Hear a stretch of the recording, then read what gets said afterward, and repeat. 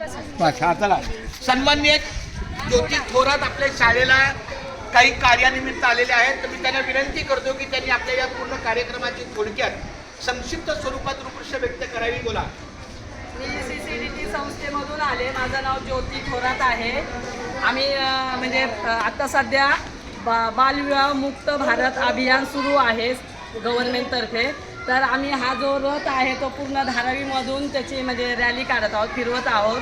तर मग काय बोलतात, हेल्थ पोस्टचे सर्व कर्मचारी, शाळेचे प्रिन्सिपल या सगळ्यांबरोबर मी या रथासोबत या सगळ्यांचा फोटो घेते आणि आपल्याला एक प्रतिज्ञा घ्यायची आहे. तुमच्या संस्थेचं नाव CC काय? CCDT.